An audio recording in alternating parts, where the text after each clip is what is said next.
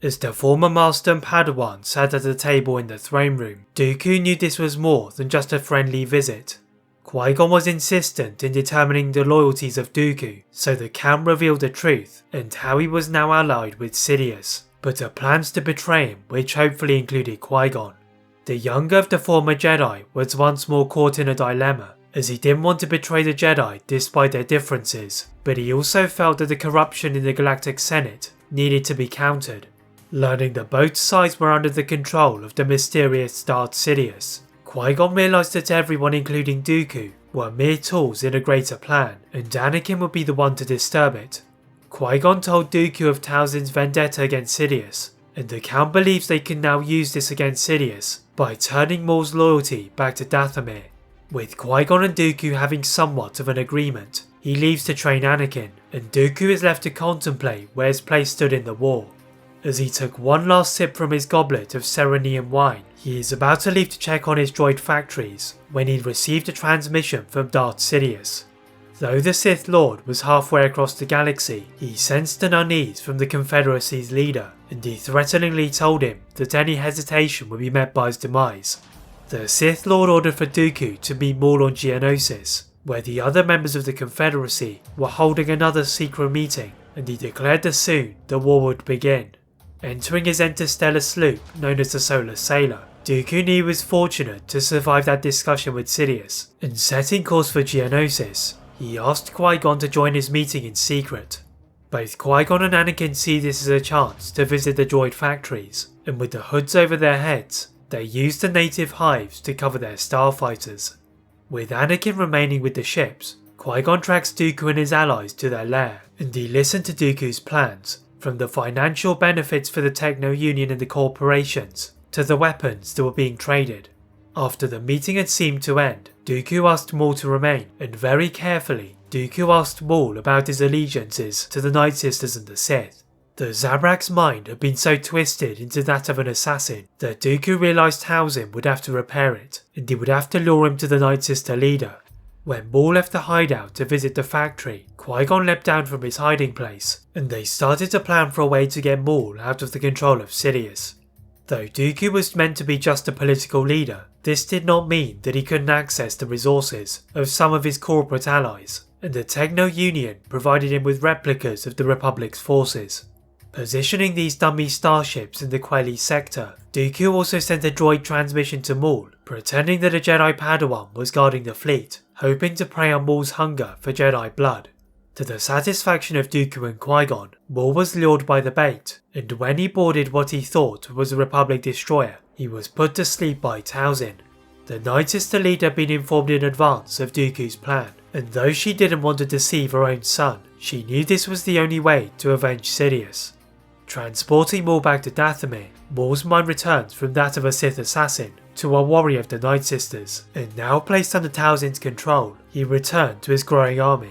With a powerful ally in the ranks of Dooku and Qui-Gon, Dooku's next step was to work on destabilising some of Sidious's political control in such a way that he wouldn't notice, and Qui-Gon knew of a valuable ally.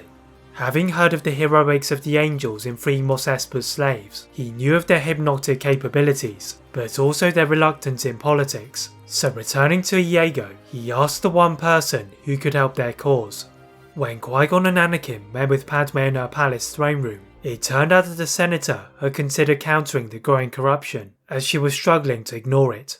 The Iagoan dignitaries had pestered Padme to not interfere, as it would place the population in danger, but Padme believed that this was delaying the inevitable, and Qui-Gon and Anakin were now encouraging action against the corruption. Once she gathered her council, they reluctantly agreed with the defined senator's plan, and stationing a number of angels on Coruscant, as well as other planets with political affiliations such as Raxus Secundus, Padme instructed her angels to create a list of who was corrupt and those who were weak-willed and easily manipulated by the opinions of other politicians. After examining the evidence for several months, Padme concluded that the corruption was much worse than it appeared, and it originated from a century-old regulation by the Senate, which encouraged the Trade Federation to increase their political standing. This now meant she would have to try and reduce greed by motioning new acts through the Senate and bringing danger to both her and Iago. With Qui-Gon and Anakin stationing themselves on Iago as a form of defense, Padme is surrounded by her most loyal angels on their return to Coruscant, and together they begin to openly expose senators such as Orm Tar, who was notorious amongst the Twi'leks for his weakness and bribery. Though no one had previously found evidence of his crimes, the angels were able to lure information out of the senator, and now Ryloth was free from his ineptitude and greed. The loss of one of his allies did not affect Palpatine, as the Twi'lek was just a political servant, but what concerned him more was that he had not sensed the moment, so he increased the monitoring of all of the senators. This move by Palpatine was anticipated by Padme, and with Qui-Gon's advice, they continued with their operation more discreetly and met senators outside of the Senate office building. It was obvious to Padme that the Neimoidians in particular were trying to save their own skins and gain as much control in the trade routes as they could, especially in the Outer Rim. Returning to Iago to collate the incriminating evidence, Padme gathered the council and her guards to discuss if they should investigate the world of Cato Neimoidia or to discreetly give the evidence to the other senators. As Qui-Gon thought about her plans, he sensed a ripple in the Force, and leaping to his feet, he felt that a threat to Iago was imminent. The starfighter stationed within the Ash Worlds, but outside of the Iago system, reported that a Separatist fleet was approaching, and the defences needed to be activated immediately. Qui-Gon was not surprised by the actions of the Separatists, as Dooku had warned him about the manipulations of Darth Sidious, and this was proof that the Sith considered Padme a threat to his plans. The orders of the angels divided themselves throughout the Thousand Moons, with Qui-Gon and Anakin placing themselves on a Mon Calamari heavy cruiser, and as the Separatist dreadnought reached the Iago system, the ST-Series tactical droid issued an ultimatum. Knowing that Maul was not part of the attack, Anakin sensed an opportunity, and together with Qui-Gon, they boarded starfighters to the dreadnought. The tactical droid ordered for the Master and Apprentice to be eliminated, but using the web of defences to their advantage, they swerved past the volley of cannon fire and slid into one of the hangars. As the alarms echoed through the ship, Qui-Gon issued a warning that the Vulture-class starfighters and droid tri-fighters were in the stage of deployment, and slicing through the B-1 battle droids, Anakin works on reprogramming any droids, using his expert skills as a mechanic. As the battle droids started to turn against each other, the two lightsaber wielders ran to the bridge, and though the Magna Guards and the tactical droid were more challenging than the other droids, they took over the bridge without leaving permanent damage. Moving the other reprogrammed droids to Iago, the tactical droid is left to follow the instructions of Anakin and falsely reported to Darth Sidious that their target had been eliminated. This confirmed to Qui-Gon that Dooku had been telling the truth, and Sidious was now controlling both sides, so they now needed to capitalise on the success.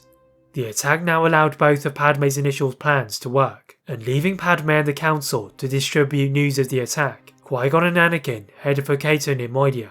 Accompanied by their modified tactical droid, they arrived on the pretense of meeting Lord Dodd, who was one of the senators on Padme's list of corrupt politicians. Landing beside Lord Dodd's palace, Anakin pushes the droid to the ramp and leaves it to greet the Neimoidians, whilst walking a programmed tour towards New Gunray Citadel, and Qui-Gon and Anakin trail them to the elaborate stronghold. As the arrival of the droid at the Citadel was a surprise, Gunray had not even hidden some of his possessions, and Qui-Gon and Anakin targeted his Mechno chair. Attempting to use the Force to draw the chair to an open window, they failed to account for the chair releasing dioxis gas upon movement, and Lord Dodd was quickly consumed by the toxic fumes. The Citadel's guards were also caught in the gas, and remotely detaching the device from the chair, Qui-Gon and Anakin safely placed the chair on board with the tactical droid. Before Gunray returned to the planet, Qui-Gon left Anakin to head to Coruscant, as he knew of a group of friends who were interested in the device.